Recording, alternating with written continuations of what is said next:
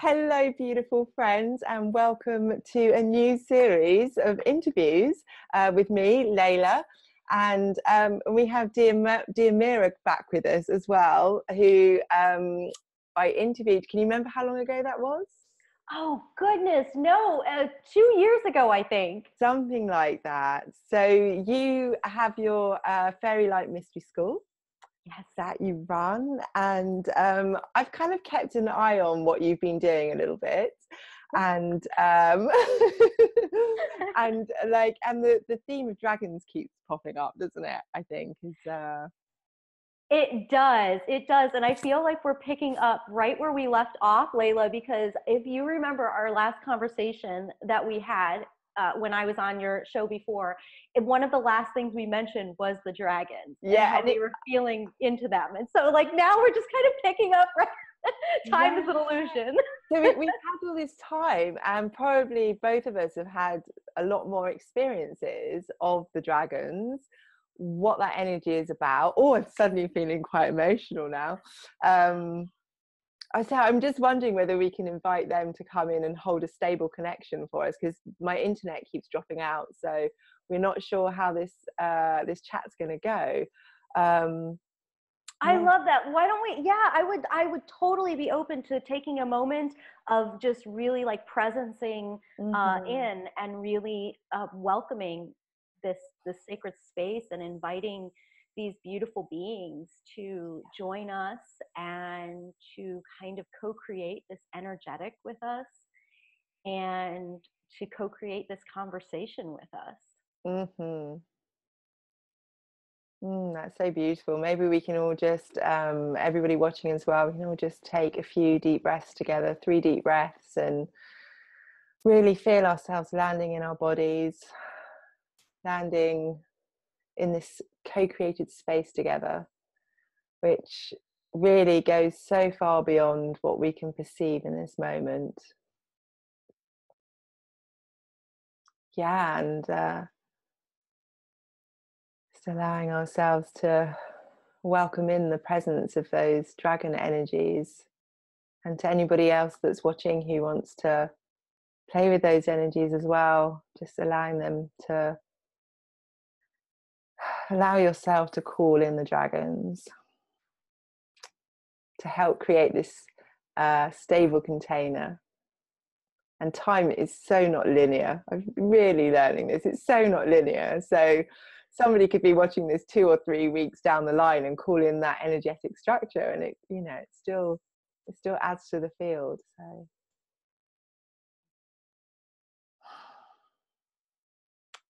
is there anything you'd like to add to this? I would just ask that all that be shared be for the highest good of each soul that is tuning in and listening, and that this sharing, this co-creative force field that we are all creating together, be a blessing to all of us. Beautiful. Thank you. Yeah, wonderful. So beautiful. Oh gosh, so where do we begin? Well, I was like, I mean, so this is such a big story. I mean, and it's so multifaceted and multi-layered and multi-dimensional, obviously. And there's just like, it's like, where do we begin? And I love what you said about like, it's not linear. So it's like, there's like so many pieces of this working and weaving. And what I know for me is that the dragons, like so many of the spirit world and the elemental kingdom and everything, for me, they have worked their way into my life in a very subtle and gradual way. And it's like one day I was working with elementals, and then there was this real shift into a very huge focus with working with the she and the elven ones. And that's when the dragons started to really pop in. And yet you would think that once they popped in, it was kind of full force, but it wasn't. It wasn't. And so for me, the dragon first popped in. I had been working with the elementals from about 2008 to 2012. And it was always overlighted and guided by some of my allies, members of the She, who kind of govern that world in many ways. And yet, the work that I would bring and share with people was really nature spirit communication, and really opening and awakening our connection to the nature intelligence of the world. And so in 2012, my work took this hard, fast turn of like very focalized on working with the elven people and starting to bring through this whole teaching on the Holy Grail, which was not like some academic work, but really the embodiment of us being a vessel of like holy forces here on earth, and really being that embodiment. And so as I began to work with this practice, and they were showing me how to activate these inner elements and all the things, it was around that time in 2012, I was in meditation, in conversation as we are with, one of the beings, one of the dudes, and and a dragon popped in, and it was just its head, and it wasn't just like a static image of a dragon. It was actually like the dragon itself, but it was as if it had popped its head into an interdimensional portal. So it was just like sitting, and I could see its little head that had popped through and was like, hello. I didn't say that, but that's what I imagined it would have said if it had spoken. And it sat there, and it was the most beautiful thing. I mean, its head was huge, and it was these beautiful colors of blue and purple. And immediately I knew, I thought, oh, that's my dream dragon. That was a thought. It just came from my heart. And I knew that somehow this dragon and I had a relationship that I was not really conscious of. And so about a few days later, I was guided to get a soul reading with a close colleague and mentor of mine at the time. And she's one of these clairvoyants. She has a real gift to access soul records all the way back millions of years, actually. So not just our time on this planet, but really going back to our fourth and fifth dimensional experiences, our experiences in other galaxies and all the things. Anyway, so she was sharing all the things, and we were in the process of this reading, and she has this ability, she can see the guides. And of course, that wasn't really what I didn't care about that, because I was already pretty comfortable with my team. We were cool. Like we were in relationship. And so she was calling out, she's like, yeah, you've got like 9 fairies, like, and there's like 5 music, and she's going on. And I'm like, yeah, let's move on. Let's talk about the next thing. We've got with time in this thing here. And she was like, and you have a water dragon. And I was like, my dream dragon. So this was like so exciting, because I don't know about you and everyone else, but for me, as much as we do this work and we're taught to trust and have faith and all that, how cool is it when you get the validation that basically right? Like somebody else was like tuned in on the same frequency. You're like, totally. So at that point, that's when I knew that there was something kind of beginning to percolate. And as I said, again, time is a really funny thing. For what seems like a very long period of time for us is not really that long when it comes to the spiritual realms and working with like the ages and all that sort of thing. But of course, that I started writing this book series, and the dragons started to come through and poke through like my deep subconscious, deep, the recesses of my soul memory. They started to weave and almost like unearth this ancient mythology. And by mythology, I mean something that is true, that lives in our hearts, and that we've kind of like, we now, we may come into relationship with it through a story, but in many ways, mythology, right? It has many layers and threads of truth in it. And so for me, what began to happen is I began to kind of pull back the layers and start to follow and trace the threads of this very ancient and very complex history of human and the inner earth beings of human and elemental, human and fairy, and human and dragon. And of course, the dragons have been on this planet for a very, very long time. And just like so many of this inner earth realm, we have just lost our ability to really connect with them and communicate with them and work with them. And so as they began to come through and poke through, I was like, okay, like, again, I was still on this whole thing. I was trying to process that my work had taken this turn about really now working with the she and understanding that these beings were a whole different, a whole different frequency, if you will, within the fairy world. So the whole idea of I was on overload. And so the whole idea of the dragons, it wasn't that I was totally like not like opposed to their existence or anything like that. In fact, it was very, very normal to me that they existed. But what I couldn't handle was like, wait a minute. So like, is this whole other stream of beings that somehow like I have to figure out how it fits into the whole big picture, and do I have to share this with people and all that? So that went on a shelf where it stayed very, safe. And I didn't really touch it for a while until, again, these books. And the books allowed me to approach it in a way that was very gradual, and in a way that really, instead of like some things that are like deep dive initiations, like, whoa, this was a very, very, very subtle sort of initiation into the realm of dragons. And what I began to really, really uncover for myself is that so many people, it's like something has occurred within the last years, especially around that 2012 time, and certain codes have been activated. And these threads that almost like we felt like layers and layers of time and earth have either buried them or made them forgotten. They're now, it's like all of that stuff is starting to be unearthed as these threads come to the surface, these threads of story.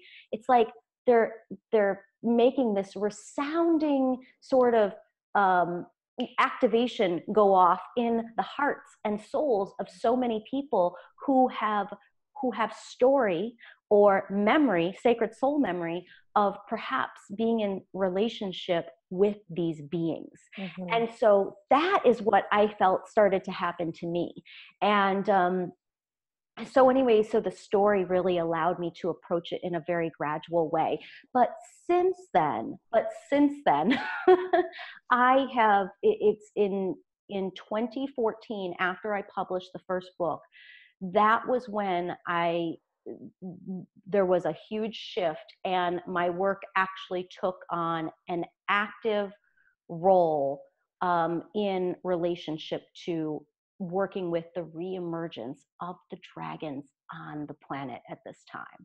So I'm happy to share about that, because that's like what's really up for me. But I kind of just wanted to give a little background, because I don't know where everybody's at as far as like dragons, is that like yes, or is that like what is this person talking about? Yeah, I mean, for me, and the people that I'm connecting with, it's like, yeah, like I'm seeing a lot of people talking about dragons, but that's just who I'm seeing. So I imagine there's a whole spectrum of ways of relating and thinking about what dragons are. There's a lot of I was just feeling when you were talking then, like you're saying, like how soft it came through. And I mean, we've had such a negative perception of dragon energy as being really aggressive and angry, and you see a lot of films and they're very warlike and they breathe fire and destroy everything. And yeah, and my experience is just they're such, like you were saying, they're such loving beings. So I just was getting that sense when you were talking that they need to come through gently to show their truth as well. Like I was so surprised when dragons first showed up. I mean, I really didn't know they were real elemental beings. I really still thought they were the stuff of fantasy. And I'm like, yeah. So, yeah, I mean, if you would want to just carry on, like sharing what you've learned, it's just. Yeah, and I love what you just said, Layla, because I think that is so huge. And so with the piece about them coming through softly and then feeling like my experience as well has been that they are beings of profound wisdom and love. Not, it doesn't mean that they're excuse me, cute and cuddly, or that they're not fierce and, you know, badass, right? They're strong. They're big. They're strong. They're Oh my big God, energy. they're so powerful. Yeah. But I think that that's part of those threads that are coming through and really wanting to be seen and heard and rewritten in a way that is supportive to the truth of the relationship and the history of these beings, which is, I have like a frog in my throat. Excuse me. And so, and part of that is, of course, we know that there's been this whole thing about slaying the dragons and them being very, you know, having something fierce, a temper, and all of this sort of thing. And I feel part of, in fact, part of why I wrote the books was about approaching these beings and beginning to rewrite that story, beginning to reweave some truths and begin to kind of dispel some of these ancient untruths that have been piled onto them. So I think that is really, really, really important. And so that has been a large part of my journey as well, is kind of looking at some of these stories and texts and legends, you know, Saint George and the Dragon, and some of these other, Apollo, who slayed the snake of Delphi, right? Which the snake is Gaia. And so really looking at this and saying, well, what's really being shown? And what I've seen is that a lot of it is this overlay of, you know, these patriarchal influences from some, you know, traditional religions and that sort of thing. And so if we can just begin to pull back the layers of what is really being shown to us in these stories, I think we can get, we can begin to let go of the fear that, even if we don't have on a personal level, like we could say, oh, I'm not afraid. But something that recently happened to me, and I didn't think I was going to talk about this, but I guess I am. So something that recently happened to me as I was beginning to do all this work with the dragons.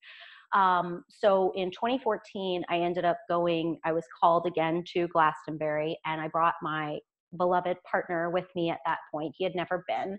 And this was where I received my first very deep fairy initiation into that whole world of the Shining Ones, many, many years before this. And so in 2014, when I was called back, this was like about a month after the publishing of my first book. And so we walked up to the tour, and as we got to the top, we ended up being guided once again to go deep down into the earth, just like I did the first time I was there. But this time, instead of unweaving these ley lines that had been knotted up and sort of setting this energy, giving it back to itself, if you will, and freeing all those nature spirits like I did years before, this time there was a dragon underneath the ground.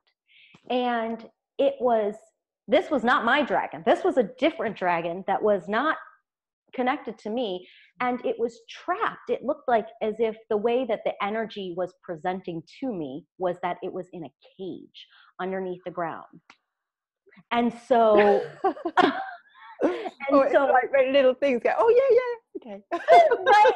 And so of course, I mean, I felt this rage, and I felt like my own rage of like, you know, have you caged this being? And so of course, the love in our hearts, we just basically pulled that whole cage open, and we, you know, it was like that whole cage, and then you see this beautiful dragon unfurl its wings and break free and rise to the surface of the land and begin to fly through the land.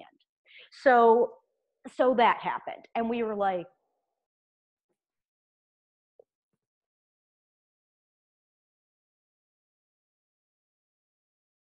okay, I think you've dropped out.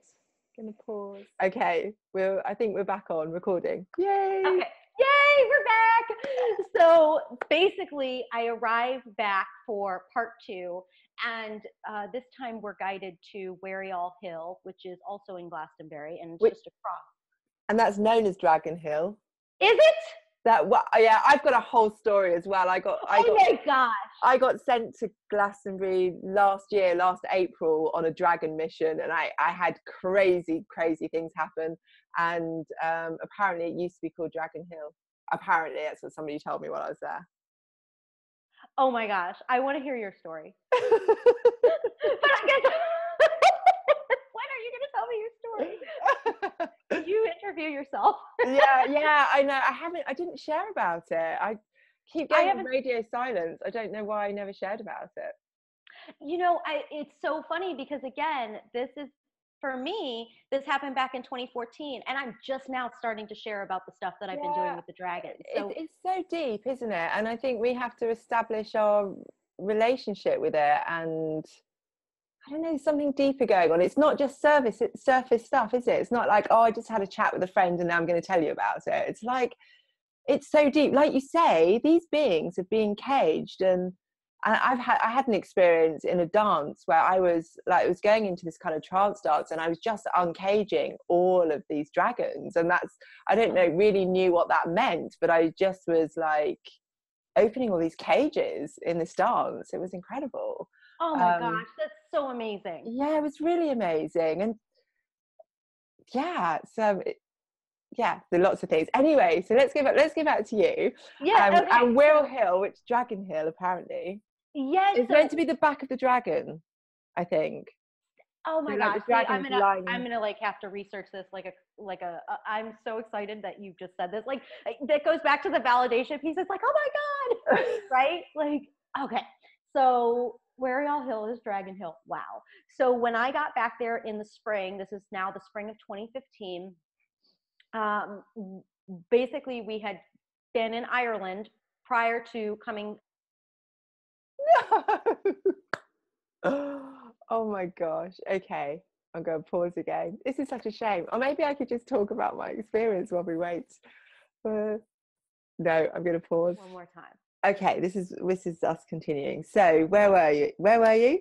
Yeah, so basically, okay, so we have this whole dragon freeing experience again. So that would have seemed like that might have been the end of it, except that was really only just the beginning. And from that point forward, I have had so many experiences where I have been called to a particular place and been asked to not free them like I did. Those were the only two instances I can remember where I've actually had to free and break cages for dragons.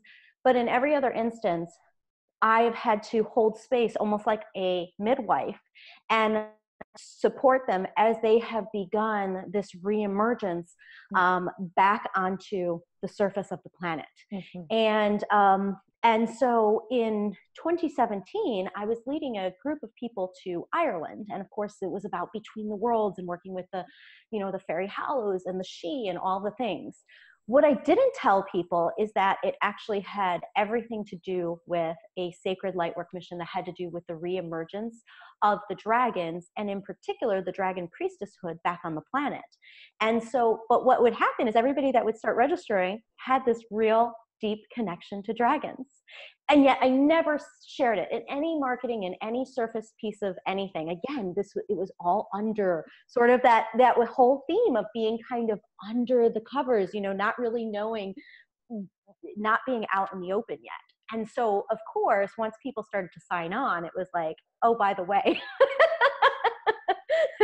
And of course, everybody was super, super very connected to this particular intention and very excited about it. So it was beautiful.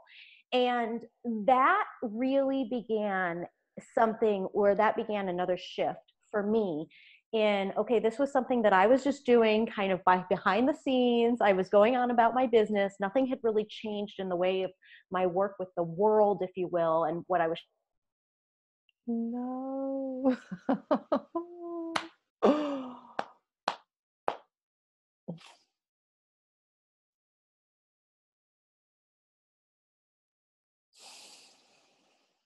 Okay, hi guys. So as you saw from what we've shared so far, I was having full on internet problems.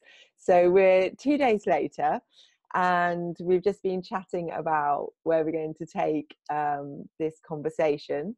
And so I'm going to hand you back over, I think. And you've just been sharing with me that you are connecting in with the Dragon Council.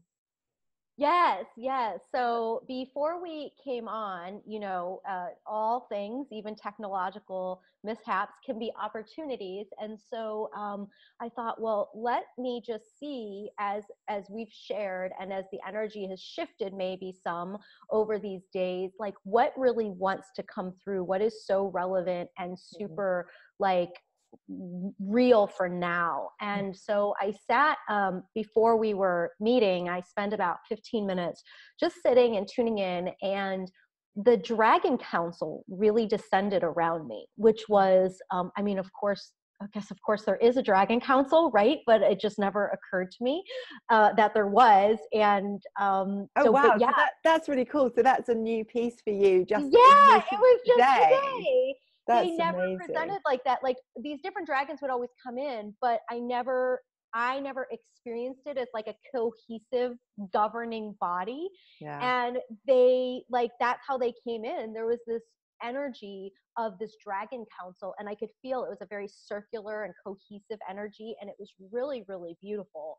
And so as I was sitting there, they came in, and what became really, really clear was that they wanted to kind of go straight to the heart of the matter. And that is talking about this fear piece. And so I'm going to share how the fear piece showed up for me in a little bit, but what the dragons were sharing is that they are absolutely part of their medicine for us, for this planet, is to help us remember our own power and our own creative forces. And in many ways, we have repressed those forces out of fear. And so they were talking about, like, because our last conversation, we were talking about, in both you and I have had separate experiences that are very similar in that we have been guided to certain parts of the earth, and then we've been guided to sort of break the cages of these dragons and set them free. And so I don't know about you, Layla, but like when something new like this happens for me on the interdimensional planes, the first thing I do, I just like want to understand it. Like my little brain goes to town, like, what just happened? What does this mean? What is all of this? But at the end of the day, what they reminded me in this council today is that like, what does it mean that we freed the dragons? And to this day, I can still contemplate that. And there are so many layers of what it means for me personally, what it means for humanity, for Gaia, for the Gaia community, for the dragons. It means so many different things, and there's so many layers. And it's one of those grail questions that it's not meant to give you a direct answer, because once you have the answer or the meaning, it sort of loses its magic, its power. And so instead of trying to like drag out the meaning by its toes, instead we can take it on a dragon journey, which is like that spiraling journey of, let's go around and see all the ways we can contemplate that and see the inner doorways that this question of what does it mean that we have opened up a cage and these dragons have come out from deep within the earth. And so we take this journey around and like following the dragon's tail all the way around and just see all of these interdimensional doorways that it opens up within us, and then within our experience as we relate to Gaia, to the earth. And so that's what I wanted to really share. And it was because, so part of that, it like that breaking the dragon free, in one way, the one way that is really present for me is that in many ways we're being shown, the dragons are showing us part of their medicine, which is about how can we free ourselves? How can we free our own, because we all have those inner dragon forces, right? And what the dragons have shared with me is that the dragon is a reality on like at least 3 levels. And the dragon is a reality on the reality within us, meaning the dragon current lines, we each have these dragon energies within us, the forces, the kundalini. And then the dragons are also the kundalini of the earth, the her meridians and lines, and the dragon lines are the ley lines of the planet. But then the dragons are also existing on a third level, which is as their own, of course, great beings of consciousness. And so as we begin to like pull back the veil of what the dragon story really is and what it means for us, we see that first and foremost, like we can communicate with the dragons all day long, but what is so, so important is that we begin to set our own dragons free. And as we do, then we become more, then we become our, I want to say this in the right way, we become in some ways more fit to even begin to work with the dragon energies of the planet. How can we work with that which is without outside of us before we've really worked with and mastered that which is within?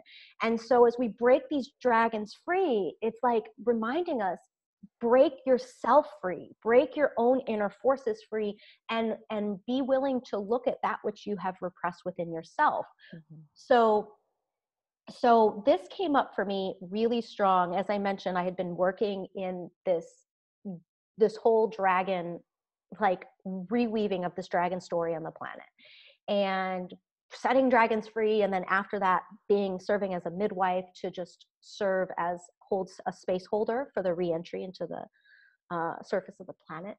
And so I was doing all that, and I thought, I've never had fear of snakes. I don't have a fear of dragons. I have other fears, but I didn't have a present fear or conscious fear of snakes or dragons or anything like that.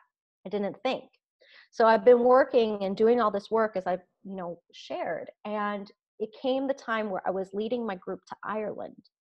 And as we know, as we stand forth in a bigger way, we do our own individual work, but then when we step forward and we begin working with other people like clients or, students or holding space for groups, then stuff like comes out at deeper layers and we get another opportunity to really look at some of this stuff.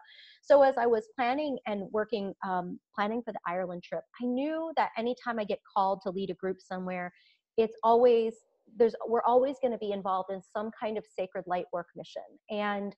And so while I might be infusing teachings and I'm, supporting fairy and human partnership and all that thing, of course, that's always at the crux of a lot of what we're doing. But there's always like a very specific sacred light work mission that these group of souls have come together to co-create. And so with Ireland, I knew we were going to be working with the Fairy Hallows, as I mentioned. But Sorry, yeah, the cutest. Is it a snake? I know, it's not a snake, it's a little beetle. It's been crawling all over my back. Sorry, it just... Oh, that's okay. Oh, bless it. It's really cute. Are you afraid of beetles? No, it just tickles. I'm not afraid of them. I used to be afraid of creepy crawl, like spiders and these things. Yeah. Of nature. We're afraid of nature. We are afraid. I mean, society's become afraid of nature, hasn't it? Yes. And afraid of our own nature.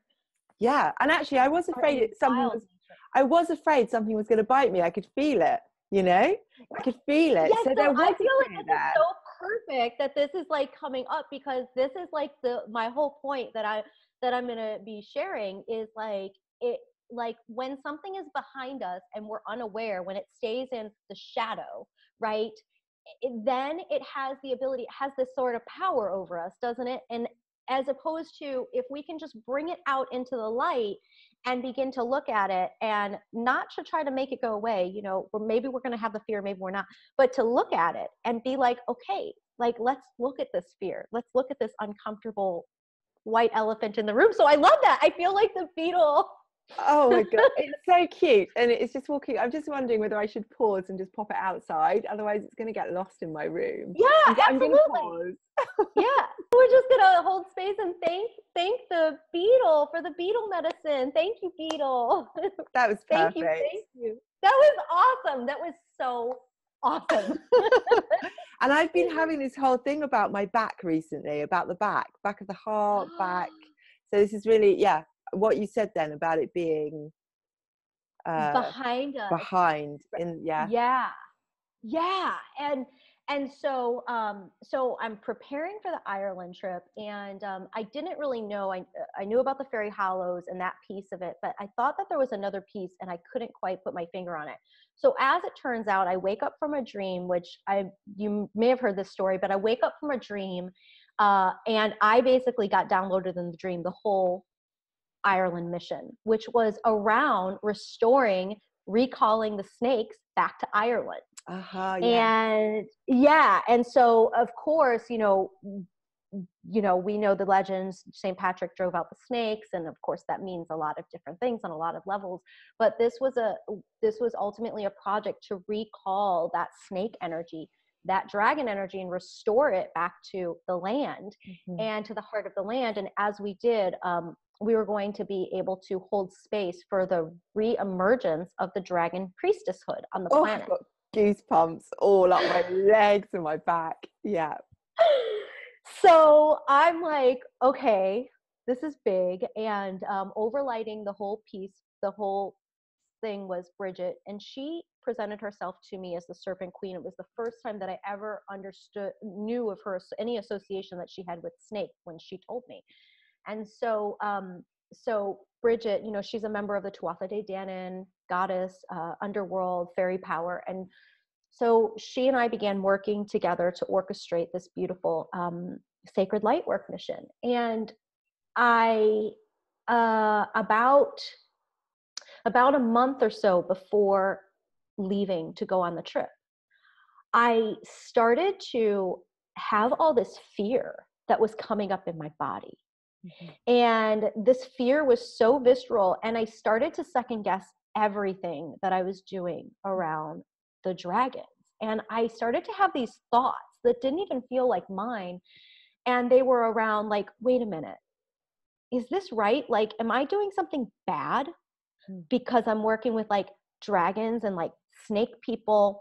These are like serpent people. Like, am I doing something bad? Have I been manipulated in some way? I mean, this is like, I'm being like raw and real. Like, I'm having these thoughts of like, am I being manipulated? Am I actually like somehow like serving the wrong side? Like, I'm like literally having these moments of like, again, they weren't like peppering like my whole existence, but they were like coming in and like biting me in the butt, right? Like at the like when I'm not looking, all of a sudden I'd have this fear and it would like bite me in the ass. And it's like, whoa, like a worm biting an apple. And it was like, okay, what is this happening here? And that is when I realized that how strong the collective fear is around the snake and the dragon. And it was so strong that as much as I thought that, oh no, that's not me, I don't have any like conscious fear on the, of the snake or the dragon, it was affecting me. It was like the collective fear around the snake and the dragon was deeply affecting me. And so I had to dive into it, and I had to really look at it. And what I really was able to sort out, and I was able to see, like from on one point, depending on whatever traditional upbringing we've come from, we have the whole theology around, we're told that the snake was bad, the snake tricked Eve, supposedly, right? And that's a whole story in and of itself that we can, but even beyond that original snake and woman, we have, so many other stories in our consciousness.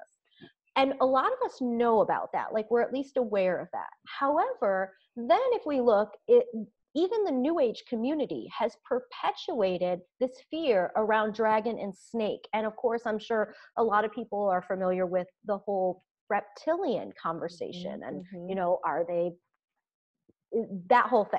And that's a conversation for another time. But the point is that I was very conscious of all these. Like I was familiar with the reptilian that whole idea and everything. And so what I started to, so I realized how much that this these fears and these ideas had like really infiltrated my consciousness.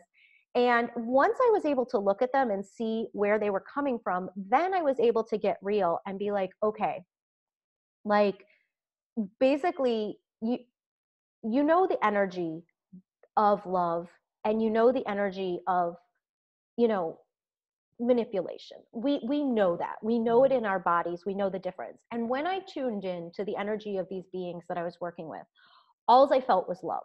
Mm-hmm.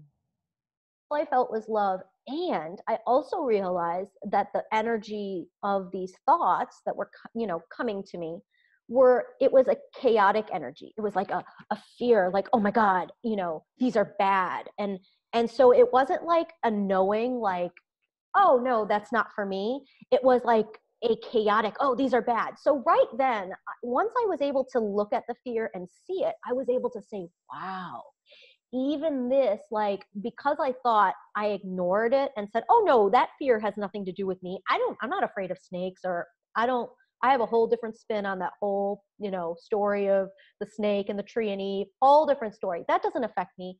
What I realized is it does.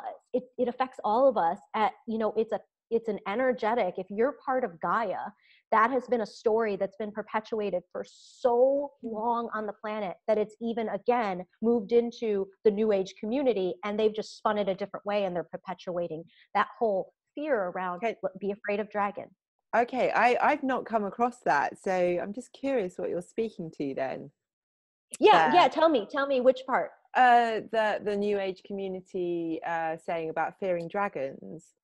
Fearing the reptilians. Oh, okay, yes. Okay. Yeah, right. The reptilian, the snake people, the dragon people. And so that's what I mean. And so, of course, you know, there's the whole conversation around, well, where do the reptilians come from? Some say they come from Draconis. Some say they come from other star systems and stuff. And then there's a whole conversation around the snake people that are actually inner earth beings.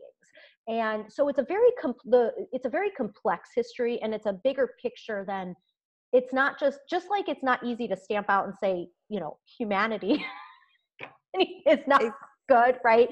It's a very complex picture. And and so, but that's what I mean about, the reptilian people. I think like in, at least back in the 90s, that was a huge, like, this whole conspiracy theory, and there was a lot of fear. And it does seem that people, when they first come into these this new information, maybe, you know, when their worlds are sort of opening out, they come into that kind of information first, and then they have to pick it apart. Oh, you mean like all the conspiracy theory and stuff like that? Yeah, definitely. I found that too. And I think it's a journey, isn't it? So like this, it's a journey. We have to go into our fear first, kind of thing, and then work our way through. A lot of people seem to start there, and then you have to get to the point when you realize you're a sovereign being, and you know, it's a big, I think it seems to be a route in, but it's still a big subject, I think.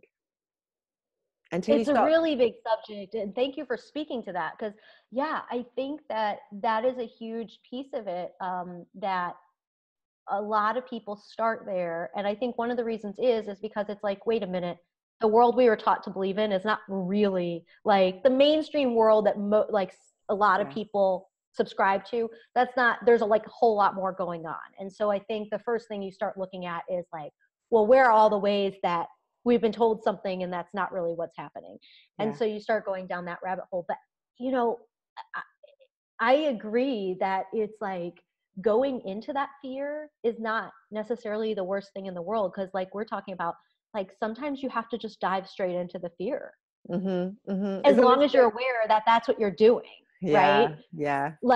Like so with the dragon people, like when all this fear started coming up for me, like, again, I've been working with these beings forever, and then all of a sudden all this fear is coming up, and so I had to look at it. I could have instead like just freaked out and been like, no, these beings are bad, like I'm not gonna work with them anymore, and let that old programming kind of take over and run my show. I love the way you spoke to earlier, like describing how you felt. You could tell the difference You know, you could tell that the fear was not your, you know, that how the fear felt, that it wasn't real, you know, like Yes. that you've, and I think a lot of people, when they're looking at all of this information, until you've got, like, honed your intuition and you know what different vibrations feel like, it's quite hard to tell the difference between, is that my fear of it, or is that the collective, like, story? Yes. You know, is that my intuition telling me don't go in that way, or is it my own, yeah, intuition? Did I don't know which way around I just said that Yeah. one. No, Yeah. and this is like such a huge like deal. And I think even for me, who's like, I've, been working with this stuff a lot of times, and I even have to remind myself, I'll get, again, a fear will come up and it'll be like, wait a minute. Okay. Like, and for a moment you do that little like spinning your wheels kind of thing. Like, wait a minute, I can't get clear. I can't get clear. Am I not supposed to, oh, I need to meditate on it? No. Like, if it's really easy, you just really just drop into your body. And to me, if I get that, like that spinning out of control feeling, that's my mind. That's Yes. my mind responding to either the collective or programming or whatever it is. If I just get a very like clear, comfortable, almost like a neutral, like, oh no, that's just not mine. It's not good or bad. It's just not mine. It's not Mm-hmm. my energy. It's that peace. I feel like that's how you know it's like, oh no, that's not yours to do. And it Mm-hmm. doesn't have to be bad. It just Mm-hmm. means Mm-hmm. it's it's not aligned with who you are and your Yeah. expression at the time. Yeah, beautiful. Thank I you. love that. No, I love Yeah. that. I think that's so huge. Because we overcomplicate it, don't we? Really, really. It's a real, and we've never been taught this, have we? So we're all learning it ourselves. And yeah. Yes. Yeah.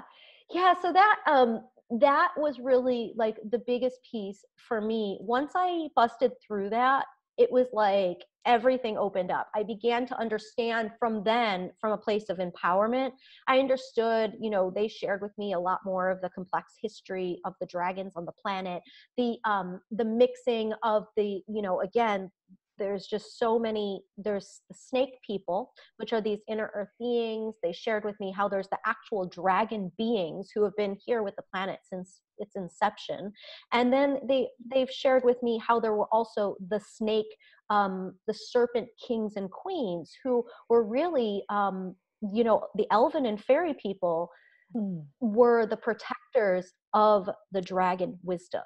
And in a lot of cultures, especially Japanese mythology, when you translate the word of elven person, it's actually dragon king, dragon queen. Wow. Wow. Right. And so I went deep into this. I'm like, wait a minute. So are they elves or dragons? And it was like the dragons were sharing with me that the fairy people and the elven people have been the keepers, the the keepers, the holders, the guardians of the dragon wisdom on the planet Mm-hmm. for thousands of years. And they not only do they have such a level of consciousness that they are able to work with the kundalini earth flows, but they are also able to work with the dragon beings.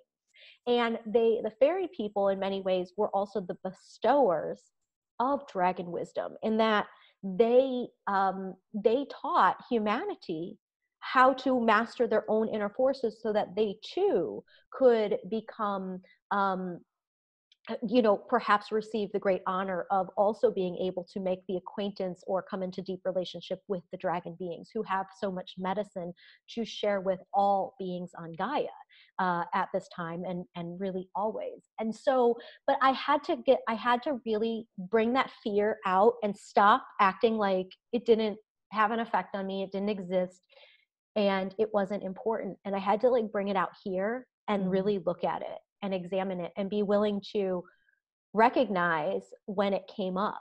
And then it was no longer behind me. It was like out in the open. So that was a huge thing. And that actually prepared me for what happened in Ireland. And I have to say that the experience that we had with the dragons in Ireland was one of the most powerful, and has almost like created a whole new trajectory with the dragons, certainly in my world, and I think on the planet in many ways. And about a week before I left to Ireland, I was in meditation, and I remember Bridget came to me and she said, "Follow me." And I'll just do my best to remember how this all went. You know how we are with these otherworldly experiences when we're thinking back. We remember bits and pieces, but I recall her bringing me into her sacred apple orchard, which again, just thinking about that whole context with the apple and the snake and the dragon.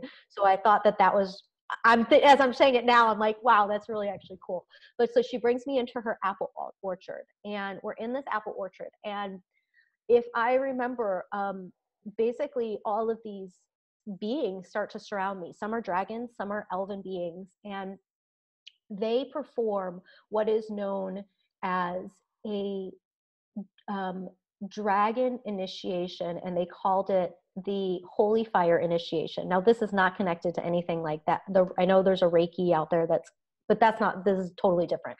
And what it was is I stood in the center of the circle, and they were like, "You are reactivating your dragon priestesshood."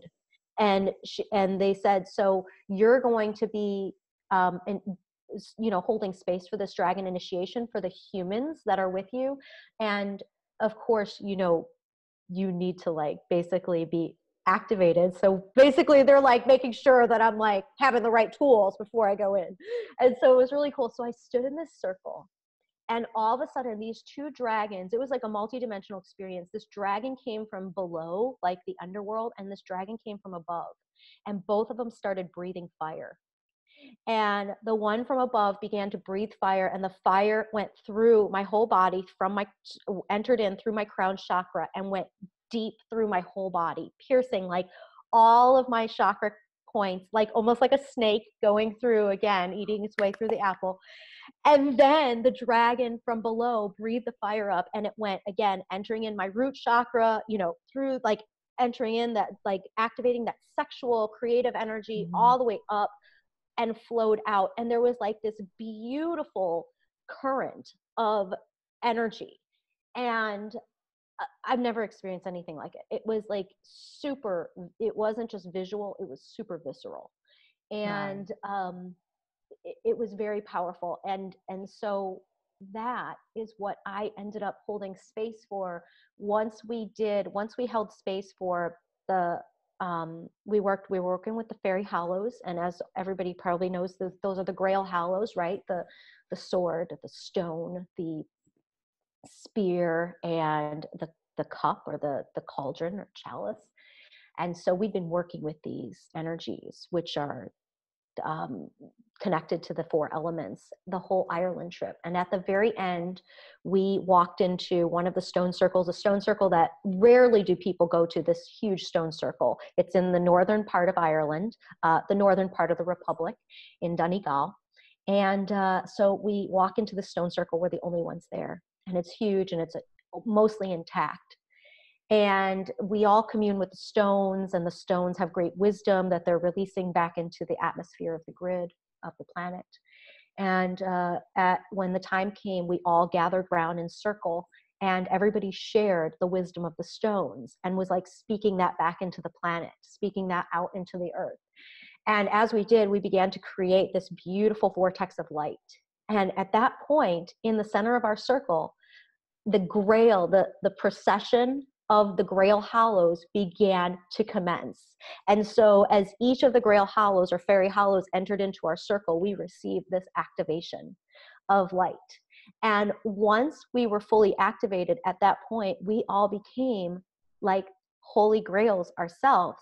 So we were able to basically hold space for what was going to happen. And each person took their turn stepping into the circle, and they received this dragon fire initiation, where the dragon fire came from below and above. And again, it was one of the most extraordinary, beautiful experiences ever. And through doing this, we were really holding space for this re-emergence of this dragon priestesshood back on the planet. Mm-hmm. And it was so beautiful. It was multidimensional. It happened to be all women that trip. It just worked out that way. And I can tell you that it was, again, it was just one of the most palpable experiences that I've ever had the honor of, really being a part of and holding space for. It was incredible. So that really was when my work with the dragon started to take. Before, I was having these personal experiences and I was like keeping them in my closet. Mm-hmm. And at this point it was like, now I was like, okay, like this is actually a thing. Like this is actually something. This is, in many ways, the dragons had somehow, those little sneaky snakes had somehow woven their way into my work, into my life, into my thing. And it was like almost like within the blink of an eye, one point I'm just having little dragons pop into my meditation. Okay, no big deal. These are dragon beings, great. And the next point, I'm like taking part in this huge project that has to do with this re-emergence, and now it's become part of my life and part of my work. And so that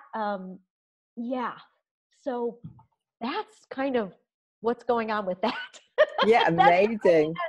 There's just so many layers and there's so many pieces of the story, and the story of course carries on, but I just wanted to check in and see how we're doing. And Yeah, how are we doing time wise? Oh my gosh, because I feel like I could just listen to you for hours and hours, and just like I just want to hear everything you know. We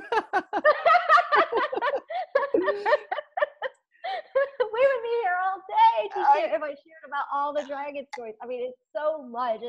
It's so deep, and like I guess I realized, because like I was sharing, I have only just started opening my mouth and publicly talking about the dragons. Like I've shared it in my inner circles of like people who've come in through Fairy Light Mystery School, of course, and all my things, but I've not been sharing it to just like the larger community. And so I've just started doing that. And I feel that a shift is taking place.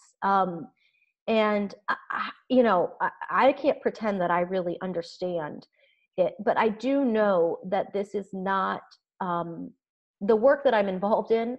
I'm not the only one, and this is connected to a lot of us have a very, very, very deeply interwoven history with the beings, the dragon forces of this planet. And I think those of us, whatever has shifted in the last, year, 2 years, 3 years, has really activated those codes within us to kind of wake us up and have us reclaim our ancient memory around working with these beings. And then how can we, really stand forth with that ancient memory and be a blessing to ourselves and those around us.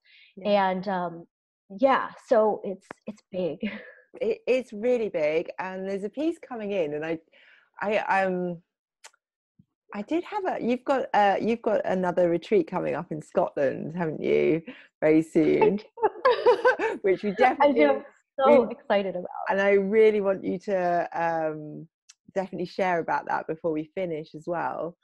And am I right in thinking that where you wrote about it, because I'm just hearing the words Mary Magdalene, have you written about her with the dragons? Because since the dragon stuff started showing up, suddenly I was reading it in literature everywhere. Suddenly, like where I hadn't been visible before, I was finding books. So I found a book on Mary Magdalene, and they're calling her the dragon. I can't remember what they called her now in the book. The Dragon Queen or something. Did you find a book that says that? I'm pretty sure. Yeah. It was really random. It was in like a secondhand bookshop, and I was just like, I have to read that book.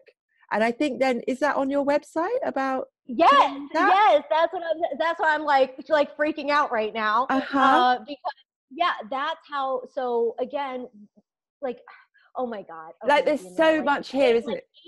There's so much here. I'm like 18 files just popped out, and I'm like, whoa, okay.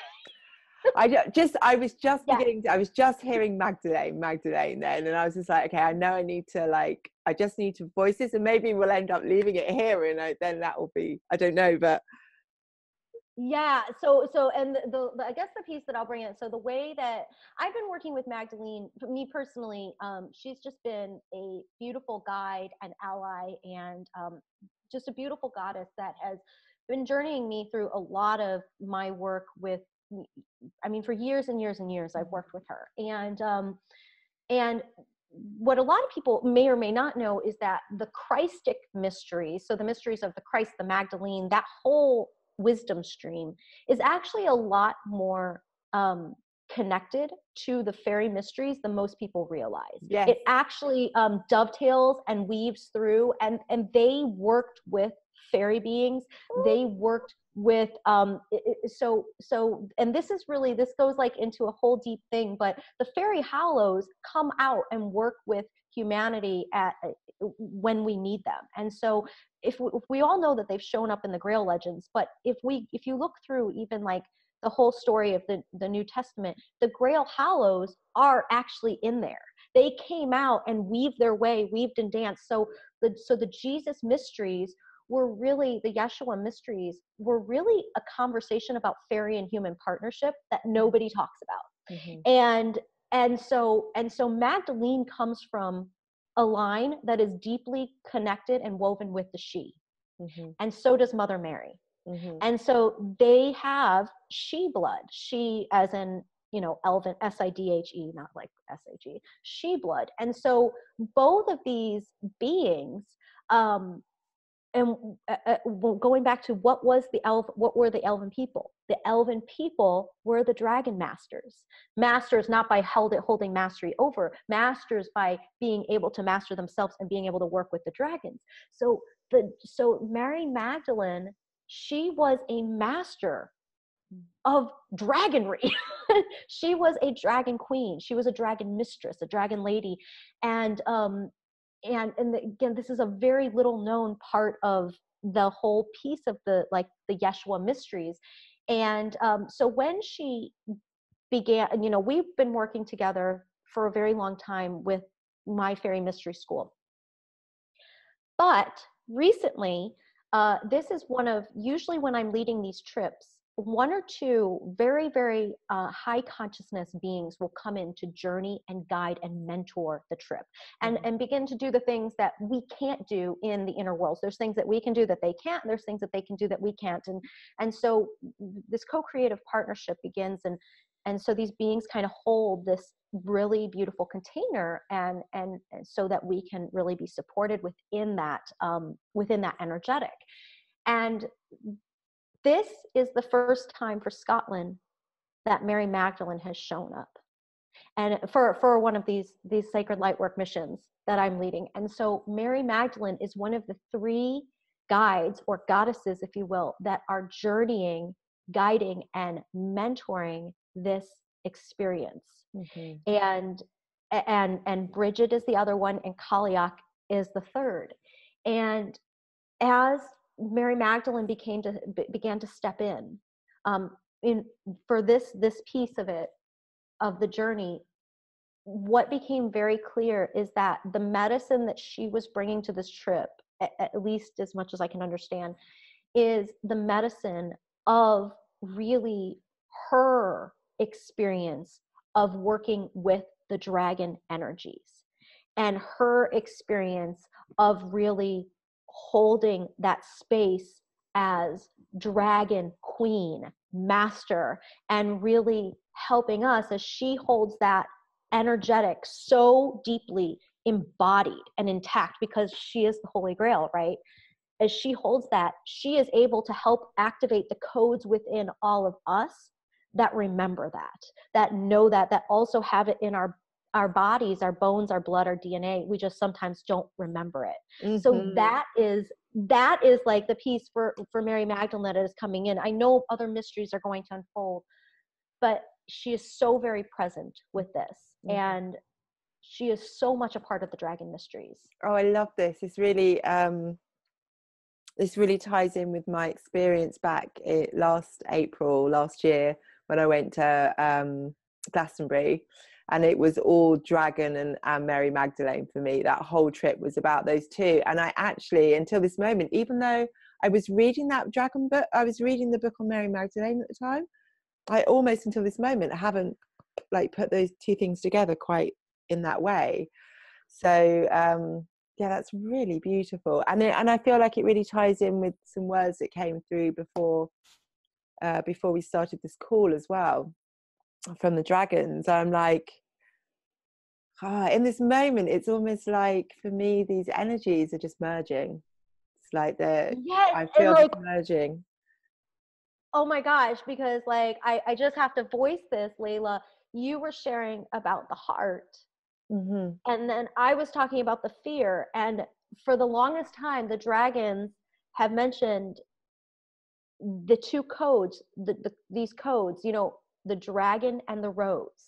Oh my god, should And I? they Yeah, go on. no, and so like of course, so I encoded my book with that, the dragon and the rose. But that is like the heart is of course like the rose, right? The heart is the rose, the queen of heaven, all the things, and then the dragon, right? So it's that the oh my god. Okay, yes, yes, share, please. Okay, I'm not very. I'm going to read this out loud, and Okay. obviously I'll have to do that. I haven't done anything like this for ages. Anyway, so I asked the dragons if they'd like to speak through me, and they said, we wish to be sharing our heart energy with you at this time. The frequencies that we hold within our heart templates are of a different frequency at this time to yours. There are aspects within the frequencies of love that, as a whole, and there are exceptions, the human race has not tapped into. Part of our re-emergence is to help anchor and awaken these frequencies within your heart chakra temples. It will be very hard for us to explain using the words available to you what this energy is. It is currently outside of your understanding, but we are able to help you pierce through some of the protective membranes within the light geometries that make up your current heart templates and enter into uncharted waters. We come in love and service of you and our beloved Gaia. Oh and my gosh. and when I was feeling it, it was a bit like what you shared earlier about the dragon fire coming down. I felt the dragon go through my heart and out the back, and it went out the back. So yeah, I just it's so fun. It's so fun, and there's so much here. Like it's such a multi-dimensional, like, and I really want like anybody who's even listening to this, like the recording or whatever, it's such a multi-dimensional experience that like even just like sitting in this presence, like there's our words like that Layla and I like are sharing, but then there's like the energetic that you're kind of like, you know, you are being invited to step into if it resonates with you. And then there's this whole other experience and this whole other like transmission that's taking place that's beyond words. Beautiful. Yes. Oh, thank you for naming Yeah. that, because I really do feel that. Yeah. Yeah. Oh my goodness. This is, I'm just like, ah, there's like so much. I feel like the full grail. Yeah, it's really amazing. I'm blown away by how all of these stories interweave and how we each have different parts, and Yes. yeah, it's really Yes, it's beautiful. like we all have that, each our own threads, and then we come together and we like reweave the threads together, and we're telling a new story Yeah, or yeah, an old story in a new way. yeah, I love that. Oh, thank you. I reckon we probably had like a really long, yes, probably we need to tie up. Do you want to quickly speak about your Scotland trip? I don't Oh, sure, I'd love to. just Yeah. plug it a Do you little have bit. anything in? Yeah. Do you have anything in mind that you wanted me to share about in particular? Not really, no. I kind of feel to hand that over to you and just see if there's anything that comes through that you want to share about it. You've got spaces still, have you, available? I do. I have 5 spaces left, and then there's the extension, and I only have 1 space left on that. And so so as I mentioned, like I've been doing these trips, and for the last few years, they've really been connected with the dragons. Although I've never said that before, so nobody really. It's like once you come into the inner circle, and then we're part of the trip, then it's like the dragons begin to unfold. And last year we went to Avalon, Glastonbury, and we really worked. Of course, I had freed the dragons before and had that whole experience, but this time it was a real joyful experience. It was about dancing the dragons with the dragons in the land. So it was like, as we danced with the dragons, it was like almost like a support of their dance and reweaving into the planetary body and the planetary surface, and also reweaving into ourselves. So it was a really joyful. Last year was super light and just heart and very like open. And then so this year, so Scotland is, of course, the very first time that I've actually like just put the dragons, like I'm letting it all kind of hang out. I It's love just that. like, it's just out there. I'm Yeah. not stepping around it. There's no sugarcoating it. There's no like, no, this is a dragon trip. And so what does that mean? This is, in many ways, it's a grail trip. So it's a grail quest. It is for those who really feel a deep, deep, deep connection to the dragon beings and to this ancient story that is really waking up within each of us. And we're really waking up to our part of the story, right? And so this is about really like stepping into and activating your thread of the story in the dragon history, in the dragon lineage that people that you are a part of. And so this trip is really for those people who really resonate at the deepest heart and soul level with the dragon mysteries. And this is about remembering yourself as dragon rider, as one who Oh, that is. I was going to ask you the meaning of that. Was my question, wasn't it? Was what's a dragon rider? We'll have to do another one. Yes. So yeah, this is about remembering yourself as dragon rider and really stepping into the fullness. So this is not about like Diomira is going to stand and train people. No, you already have this in your body, in your blood, in your bones, in your DNA. We're going to be doing things to activate that memory and that and produce that to support that re-emergence within each person. And as we do, there are dragon energies bubbling within all of the land, and certain areas are calling us. And we don't, of course, know why and the whole story until we get there, but certain places are calling us. And what I can tell you is that there is a mountain, and I know absolutely that this mountain is at like the crux of the dragon mysteries and a lot of our lifetimes that have to do with training as dragon riders and really working with that. And that is a mountain that we are going to quest upon in like mid-trip in the middle of Scotland. And so as these dragon energies begin to emerge, you know, just imagine when a baby emerges into the world, or even somebody wakes up from like a coma or anything like that. You know, there's a time where we have to get our sea legs. We have to acclimate to being in the world. And so as the dragons come out, you know, we have pictures of images of like volcanoes erupting, right? It can be like intense. And if those of us who remember this ancient calling to work with the dragon energies, we can stand forth as beautiful, sacred, loving midwives to hold that space as they emerge. And we can stand forth as channels of healing and harmonization. So as they begin to emerge, it's a gentle, it's a soft, it's an much more effortless re-emergence and integration for them back onto the planet and also into our own lives. Oh, it's so beautiful. So, you know, all the, details and itinerary. It's like an 8-day trip. It's in September 15th through 22nd.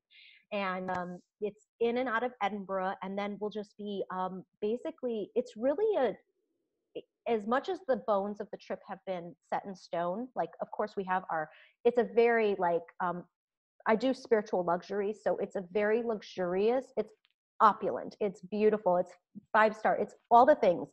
And there's a very like specific reason for doing that.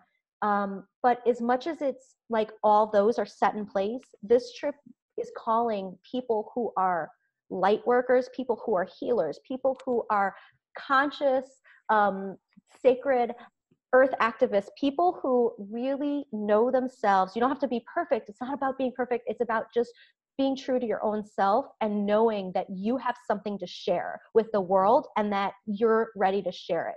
And that's who this trip is calling. And so what it'll be is a co-creation. So as we move through the trip, as we get into it and we become cohesive as a group, we may go places, things may unfold. We may, go one day here and it's off itinerary because we've been led by spirit, but it's really going to be a beautiful co-creative experience where everybody has to step into their own oracular power as sacred oracle and begin to bring through that beautiful truth that is theirs to share. Beautiful. Wow. Thank you for letting me share. Oh, it's so lovely. And I was just like, as you were talking, what you said earlier about like this kind of conversation being like an energetic template to step into. I just felt like as you were talking that even for the people not going, like they were just receiving from your words. Then I certainly could feel that energetic. It's like, yeah, seeing this beautiful geometry, like holding these beautiful frequencies. That's exactly right. That's exactly right. Yeah. We have worked so diligently to really co-create in the etheric realms this energetic, and so we are being held. We are being held for those of us who want to step into that. Beautiful. Thank you so much. Thank you. Oh my goodness. Oh, this has been so yummy. Thank you so much for having me. Oh, pleasure. Anytime. Absolutely, anytime. I have a feeling this might not be the last one. I might have to again once you've integrated the whole trip as well. Oh my gosh, yes.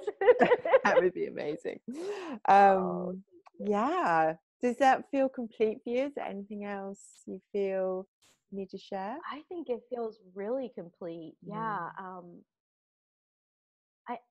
I think that, and I think just the last piece that I want to share is just that beautiful energy of love and fear. And I feel like it's so beautiful to just, I think the piece about like really allowing, like, because we're all like wonderful, like we have good intentions of like being beautiful co-creators on Gaia at this time.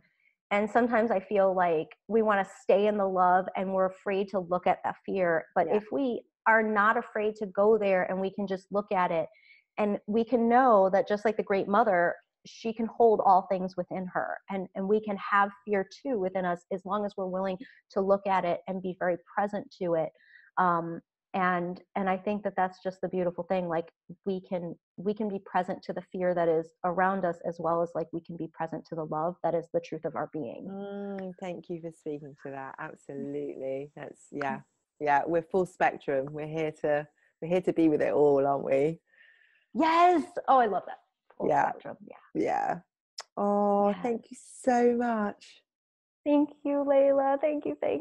Oh, and thank you to everybody for watching. I'm so excited to have had this opportunity to bring through so much beauty in this moment. So thank you for watching the whole thing, and see you again soon. So much love.